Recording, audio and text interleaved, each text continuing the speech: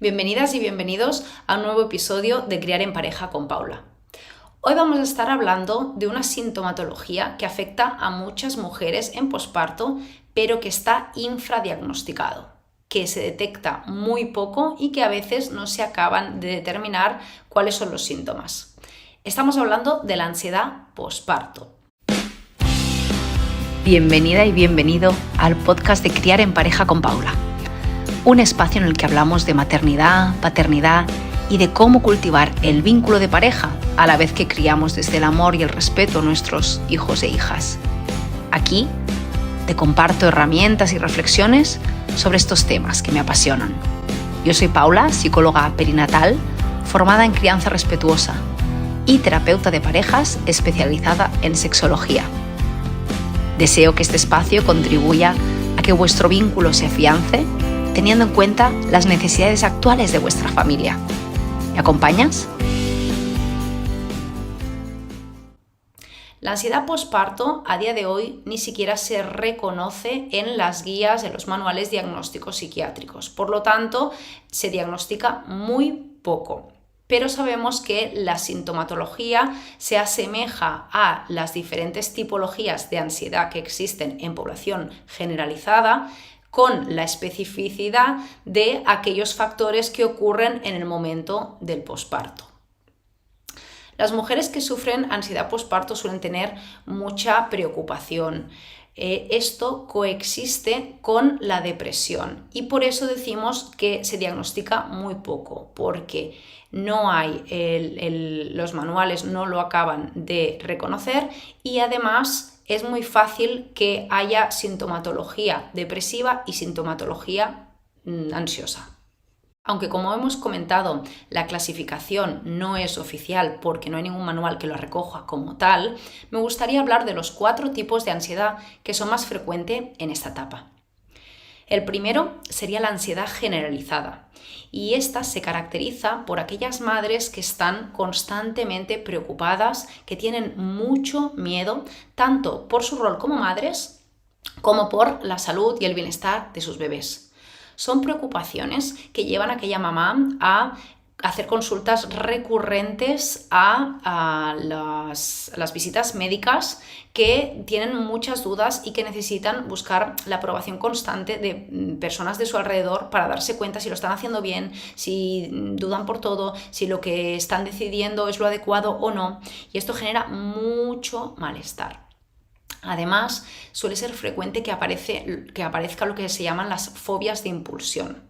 Las fobias de impulsión son unos pensamientos que aparecen de forma inesperada, de forma incontrolada, en el que hay el pensamiento de que se pueda llegar a perder el control en cuanto a las curas con esa criatura. Esa mamá piensa que sería capaz incluso de hacerle daño a esa criatura, de que en algunos momentos se imagina que está cogiendo a esa criatura y la está lanzando o está teniendo una violencia hacia su hijo, hacia su hija. Entonces, este tipo de imágenes que aparecen en la mente de esa mamá generan mucha angustia y suelen generar muchos sentimientos de culpa porque esa mamá no desea eso, pero ese pensamiento aparece de forma invasiva. Otro tipo de trastorno son los ataques de pánico. Los ataques de pánico aparecen con mucha sintomatología física. Son momentos de mucho miedo, de un temor excesivo y que suele traducirse en sensaciones físicas intensas. A veces parestesias, cuando el cuerpo parece que no responda y que se quede bloqueado, rígido. A veces sensación de entumecimiento, cosquilleo, a veces bloqueo incluso físico. Todo esto genera una sensación, como hemos dicho anteriormente, de culpa en la madre, porque esa madre quiere seguir cuidando a su criatura, pero se siente bloqueada, se siente invadida por este miedo que la deja sin poder dar la asistencia que requiere. Otro tipo de trastorno que aparece muy habitualmente es el obsesivo compulsivo. Las mamás que sufren ese trastorno tienen pensamientos recurrentes que les lleva a tener ciertas conductas repetitivas que solo llevando a cabo esas conductas creen que alivian ese bienestar.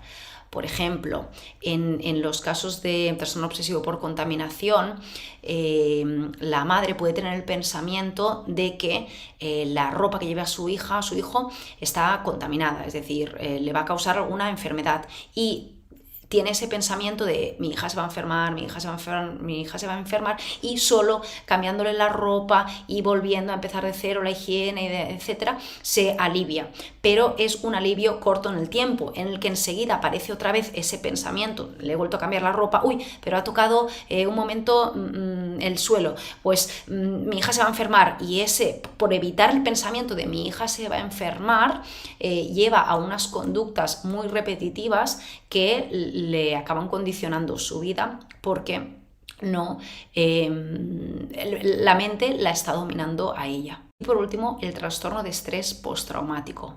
Corresponde a aquella sintomatología ansiosa, de irritación, de malestar intenso, emocional, de sentimientos de culpa, de rabia, etcétera, que aparecen después de haber vivido un hecho emocionalmente muy intenso. Cuando vivimos un hecho donde haya mucha intensidad emocional, indistintamente de cuál sea ese hecho, es susceptible de que nos genere cierto trauma. Es decir, que nuestro cerebro no pueda elaborar toda esa información emocional y que se genere un bloqueo.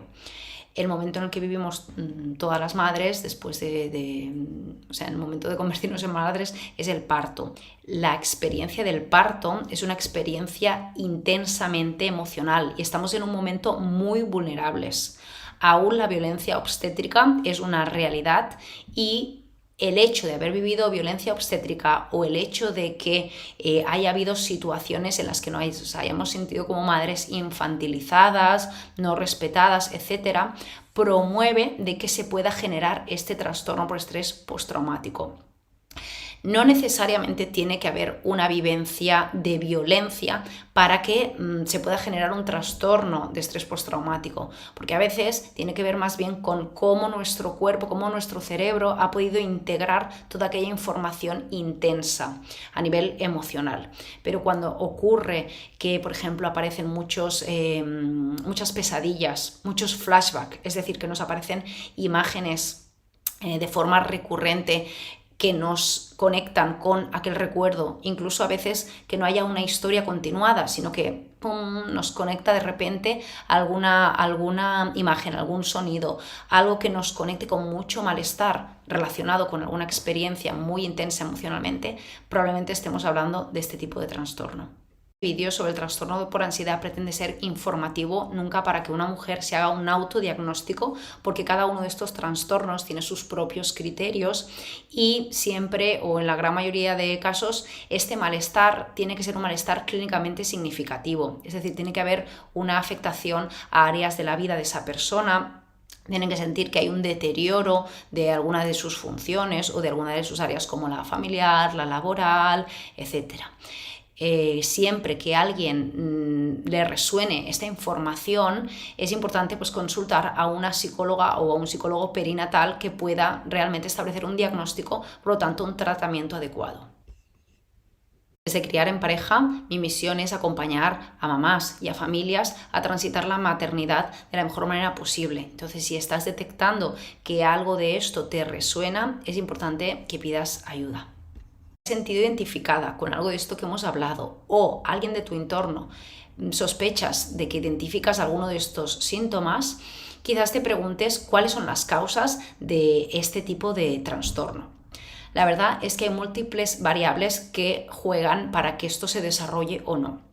El primero son los factores físicos. Sabemos que una predisposición genética existe para determinados tipos de trastornos, y también si esa mamá ha tenido anteriormente trastornos de ansiedad. Las mamás que han sido diagnosticadas en otro momento de su vida, por ejemplo, de trastorno obsesivo compulsivo, sabemos que en el momento de posparto es muy importante revisar, porque los cambios hormonales, los cambios físicos, el cansancio, etcétera, va a predisponer a que se pueda volver a reactivar este tipo de patología. Además, tiene mucho que ver con los factores socioeconómicos. ¿En qué situación se encuentra esa mamá? ¿Se encuentra en una baja laboral? ¿Se encuentra en un momento de alta tensión laboral porque tiene miedo a no llegar a final de mes, tiene un problema económico, tiene un problema familiar también porque tiene un problema de violencia en su matrimonio, en su relación, en su familia de origen, etc.? Sabemos que cómo se encuentre, cuál es el contexto socioeconómico de esa mamá, también va a repercutir a favor, si es un entorno de apoyo, si es un entorno que la escucha y que le va a ofrecer de recursos, o si por lo contrario es un momento de estrés y un momento en el que hay preocupaciones ajenas, predispone a que este trastorno se pueda desarrollar. Y como hemos dicho, que son múltiples factores, pero por nombrar alguno más, también los factores psicológicos, el estilo de personalidad de esa mamá.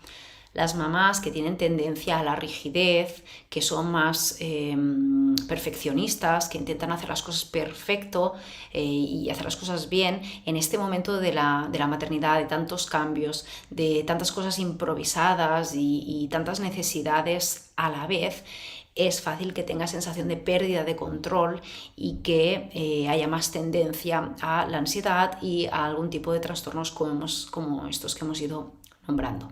Ya para acabar, quería ofrecerte 5 consejos para poder gestionar mejor la ansiedad posparto.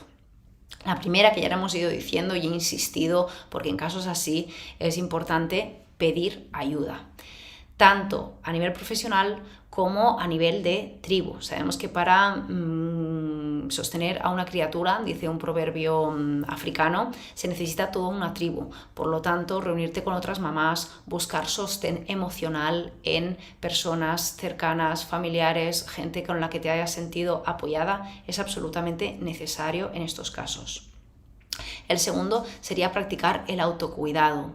Es decir, tener espacios para ti misma, preferiblemente contacto con la naturaleza, estar al aire libre, que te dé un poco el sol, todo lo que tiene que ver con los neurotransmisores del placer, poderlos activar. El piel con piel también imprescindible. Por lo tanto, el consejo número 3 tiene que ver también con que si has optado por lactancia materna, que trates de mantenerla en la medida de lo posible, porque sabemos que es un buen predictor de que los niveles estos de oxitocina se mantengan altos y un buen predictor de que esta ansiedad posparto se acorte en el tiempo. Si has optado por esto pero estás teniendo dificultades, que puedas acceder a una asesora de lactancia, que puedas pedir ayuda a grupos de lactancia o cualquier recurso, una doula por ejemplo, para poder tener apoyo y que esto se mantenga lo máximo posible. Si no es el caso de que apuestes por la lactancia materna, trabajar mucho el piel con piel, es decir, estar con tu criatura mucho tiempo, con menos de ropa posible o estando en contacto, pues que la piel de tu bebé y la tuya sea directo, sin ropa en medio, para que se establezca, como hemos dicho, estos niveles de oxitocina altos y que puedas conectar con el bienestar, además de todos los beneficios que sabemos que aporta para el vínculo de entre tu bebé y tú.